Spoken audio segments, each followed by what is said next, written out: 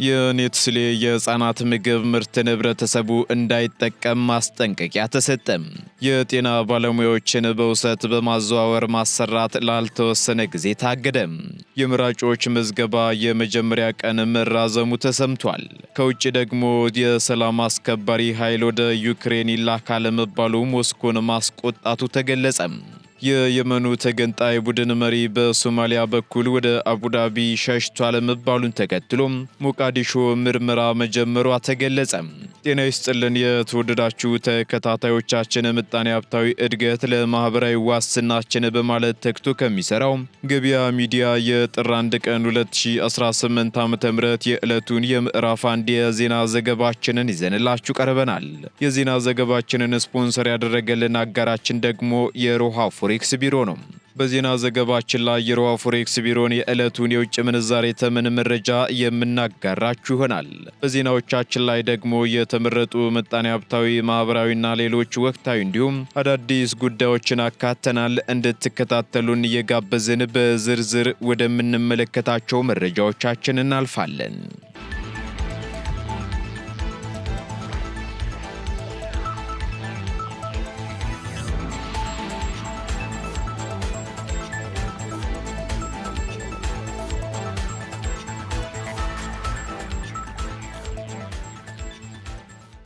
የኔስትሌ የህፃናት ምግብ ምርት ህብረተሰቡ እንዳይጠቀም ማስጠንቀቂያ ተሰጠም።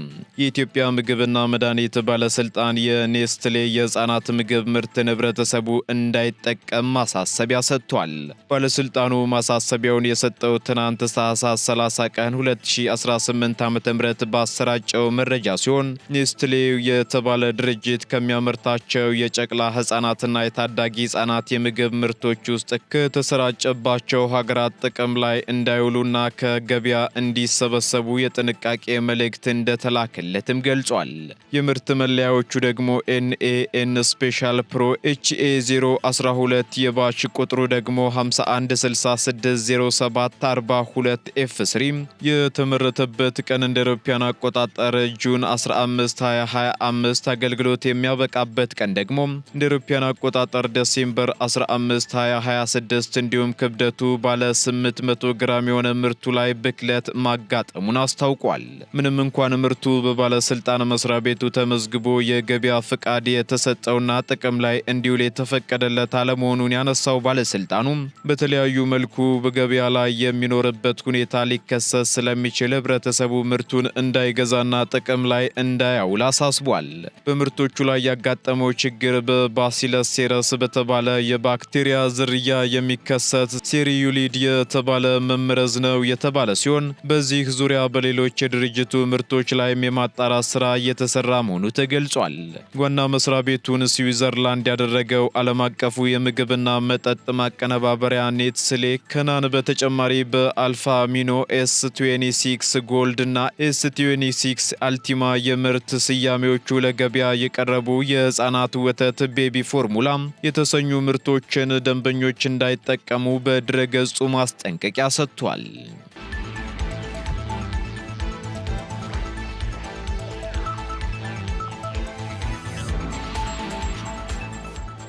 ባለፉት 6 ወራት ብቻ ከ704.4 ቢሊዮን ብር በላይ ገቢ መሰብሰቡ ተገለጸ።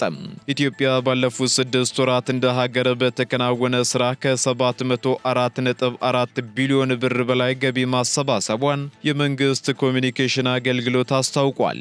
እንደ አገልግሎቱ ገለጻ ከሆነ የገቢዎች ሚኒስቴር የ6 ወራት የገቢ አፈጻጸም ሪፖርት ላለፉት ጊዜያት ለዓመታት ሲሰበሰብ ከነበረው ገቢ ጋር የሚተካከል እንደሆነ ያመላክታል።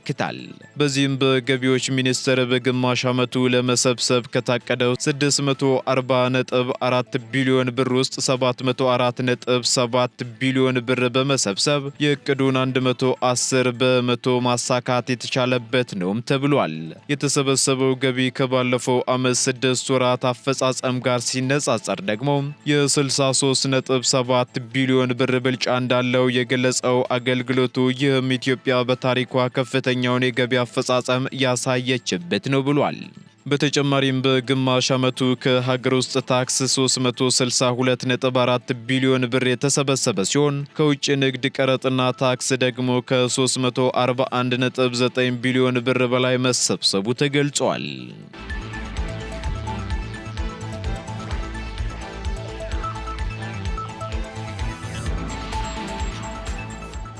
የጤና ባለሙያዎችን በውሰት በማዘዋወር ማሰራት ላልተወሰነ ጊዜ ታገደ።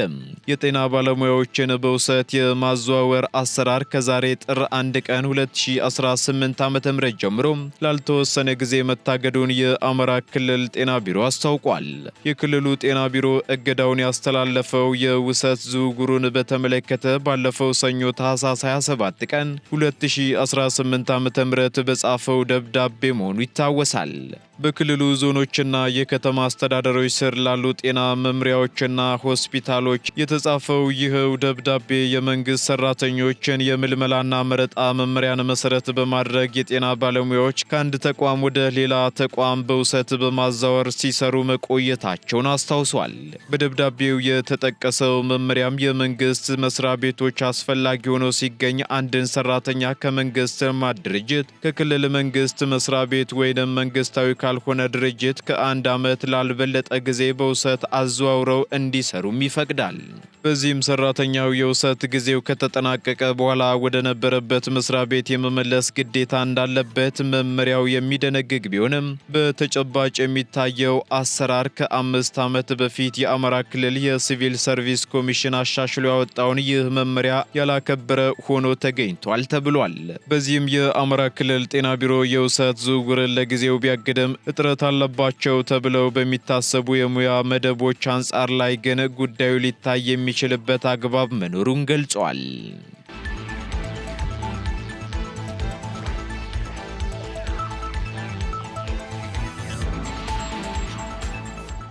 ሐሰተኛ ሰነድ ይዞ አገልግሎት የጠየቀ ግለሰብ በሕግ ቁጥጥር ስር መዋሉ ተገለጸ። ሐሰተኛ የጋብቻ ሰነድ በመያዝ የማረጋገጫ አገልግሎት ለማግኘት የጠየቀው ግለሰብ በፖሊስ ቁጥጥር ስር እንዲውል መደረጉን የአዲስ መሶብ የአንድ ማዕከል ዲጂታል የመንግስት አገልግሎት አስታውቋል። ግለሰቡ በቁጥጥር ስር የዋለው ደግሞ ትላንት ታህሳስ 30 ቀን 2018 ዓ.ም በዋና መስሪያ ቤቱ ሲሆን አገልግሎቱን ከማግኘቱ በፊት በሚደረግ የሰነድ ማጣራት ሐሰተኛ ሰነድ የያዘ ስለመሆኑ በባለሙያዎች እንደተረጋገጠ ተገልጿል። በዚህም ተቋሙ ከከተማው የሲቪል ምዝገባና የነዋሪነት አገልግሎት ኤጀንሲ ጋር በጋራ በመሆን ሕጋዊ እርምጃ እንዲወሰድ ክትትል የሚያደርግ መሆኑን አስታውቋል። አዲስ መሶብ ሕገወጥ ግለሰቦች በተቋሙ ውስጥና በዙሪያው ማጭበርበርን እንዳይፈጽሙ ትልቅ ክትትል የሚያደርግ አደረጃጀት ያለው መሆኑን የገለጸም ሲሆን ወደ አዲስ መሶብ የሚመጣ ማንኛውም ተገልጋይ ራሱን ከመሰል ሕገ ወጥነት አጽድቶ እንዲመጣም አሳስቧል።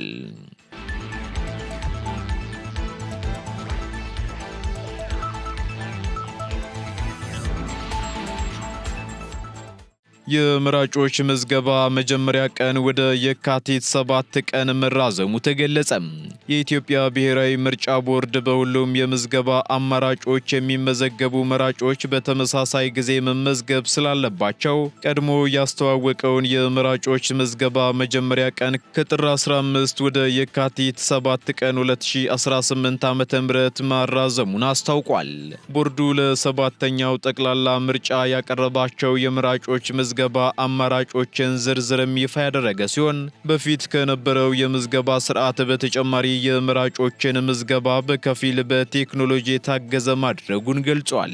በተጨማሪም የእጩዎችን ምዝገባ ደግሞ ሙሉ በሙሉ በቴክኖሎጂ ታግዞ በሰራቸው አማካኝነት በተመቻቸ ስፍራ እንዲያከናውኑ የሚያደርግ ስርዓት መዘርጋቱንም ጠቁሟል። በዚህም በምርጫ ጣቢያዎች የቦርዱን ታብሌት በመጠቀም በምርጫ አስፈጻሚዎች አማካኝነት የሚከናወን የመራጮች ምዝገባና በቀደመው አሰራር በምርጫ ጣቢያዎች በኩል በመገኘት በእጅ ወይንም በማኑዋል የሚከናወን የመራጮች ምዝገባ አማራጮችንም አካቷል። ምዝገባው በሁሉም የምዝገባ አማራጮች የሚመዘገቡ መራጮች ከፍትሐዊነት አንጻር በተመሳሳይ ጊዜ ምዝገባ መጀመር ስላለበት የመራጮች ምዝገባው ከየካቲት 7 ቀን እስከ መጋቢት 7 2018 ዓ.ም እንዲከናወን መወሰኑንም አስታውቋል። በሌላ በኩል ከቀናት በፊት የኢትዮጵያ ብሔራዊ ምርጫ ቦርድ በዲጂታል ቴክኖሎጂ የታገዘ የመራጮችና የእጩዎች ምዝገባ ለማካሄድ የሚያስችል 2 ሲስተሞች ማስተዋወቁን መዘገባችን ይታወሳል።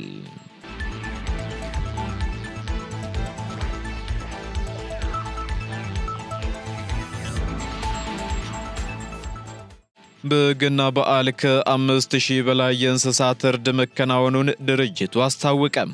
የአዲስ አበባ ቄራዎች ድርጅት በዘንድሮ የገና በዓል ከ5500 በላይ የእንስሳት እርድ ማከናወኑን የድርጅቱ የሕዝብ ግንኙነት ኃላፊ አቶ አትክልቲ ገብረመድህን ገልጸዋል።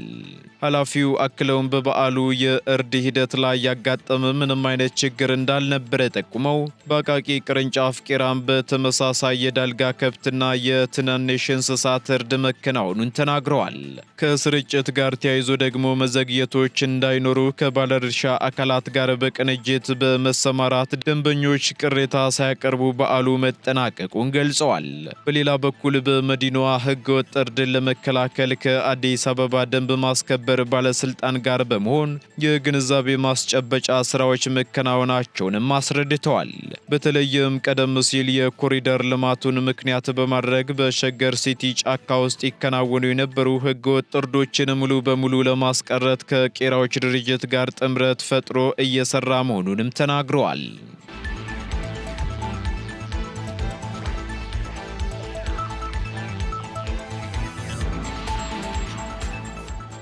ቀጥለናል። ውድ ተከታታዮቻችን ከውጪ ወደ ያዝንላችሁ መረጃዎቻችን እንሸጋግራለን። የየመኑ ተገንጣይ ቡድን መሪ በሶማሊያ በኩል ወደ አቡዳቢ ሸሽቷል መባሉን ተከትሎ ሞቃዲሾ ምርመራ መጀመሯን አስታወቀች። የሶማሊያ የኢሚግሬሽን ኤጀንሲ የደቡብ የመን ሽግግር ምክር ቤት መሪ አይዳረስ አልዙባይዲ የአየር ክልሏን ያለ ፍቃድ ተጠቅሟል መባሉን ተከትሎ ምርመራ መጀመሩን አስታውቋል።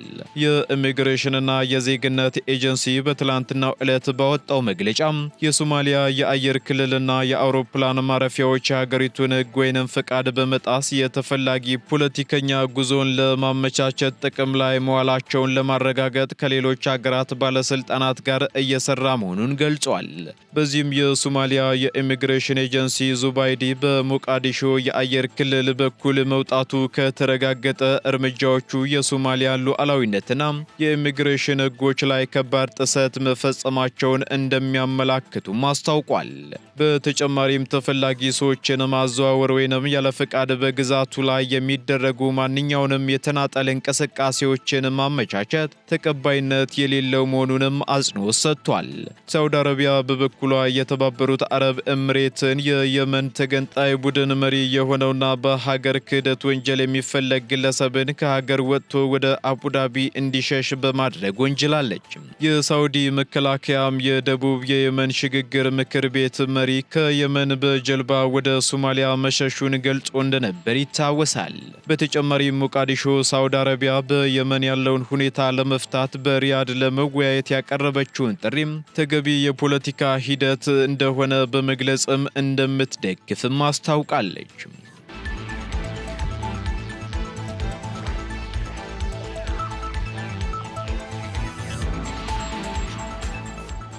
የየመን አስከባሪ ኃይል ወደ ዩክሬን ይላካል መባሉን ተከትሎ ሞስኮን ማስቆጣቱ ተሰማም። ሩሲያና ዩክሬን ወደ ሰላም ስምምነት ከደረሱ በኋላ ሰላም አስከባሪ ኃይል ወደ ዩክሬን ይላካል መባሉ ሞስኮን ማስቆጣቱ ተሰምቷል። በዩክሬንና በሩሲያ መካከል ሊደረስ ከሚችል የሰላም ስምምነት በኋላ ዓለም አቀፍ የሰላም አስከባሪ ኃይል ወደ ዩክሬን ለመላክ መታቀዱን ተከትሎ ሞስኮ ከፍተኛ ተቃውሟን ገልጻለች።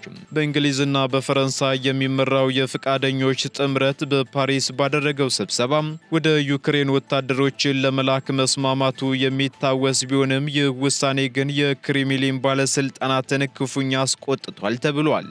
በዚህም የትኛውም የውጭ ኃይል ወደ ዩክሬን የሚገባ ከሆነ ቀዳሚ ኢላማ እናደርገዋለን ሲሉም የክሬምሊን ባለስልጣናት ከወዲሁ እያስጠነቀቁ ነው ተብሏል።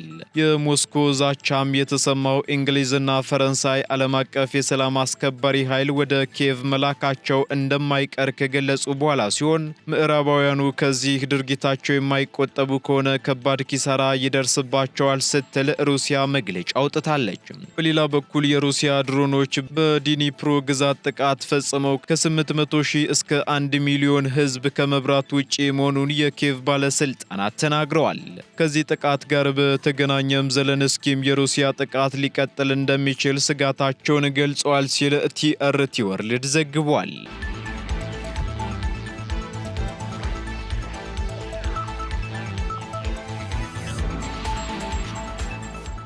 ቀጥለናል ውድ ተከታታዮቻችን። በመጨረሻም የሮሃ ፎሬክስ ቢሮን የዕለቱን የውጭ ምንዛሬ ተመን መረጃ እናጋራችኋለን። አንድ የአሜሪካ ዶላር 178 ብር ከ37 ሳንቲም የተገዛ 181 ብር ከ93 ሳንቲም የተሸጠ ይገኛል። ፓውንድ ስተርሊንግ ደግሞ 229 ብር ከ78 ሳንቲም የተገዛ 234 ብር ከ37 ሳንቲም የተሸጠ ይገኛል። ዩሮ ደግሞ 202 ብር ከ7 ሳንቲም የተገዛ 206 ብር ከ11 ሳንቲም የተሸጠ ይገኛል። ስዊስ ፍራንክ እንዲሁ 217 ብር ከ37 ሳንቲም እየተገዛ 221 ብር ከ71 ሳንቲም እየተሸጠ ይገኛል። የተባበሩት አረብ ኤምሬት ድራም ደግሞ 47 ብር ከ79 ሳንቲም መግዣው ሲሆን መሸጫው ደግሞ 48 ብር ከ74 ሳንቲም ሆኗል። የሳውዲ ሪያል እንዲሁ 47 ብር ከ18 ሳንቲም እየተገዛ 48 ብር ከ12 ሳንቲም እየተሸጠ ይገኛል። የቻይናው ዩዋን እንዲሁ 24 ብር ከ38 ሳንቲም የተገዛ 24 ብር ከ86 ሳንቲም የተሸጠ መሆኑን የሮሃ ፎሬክስ ቢሮ የዕለቱ የውጭ ምንዛሬ ተመን መረጃ ያመለክታል።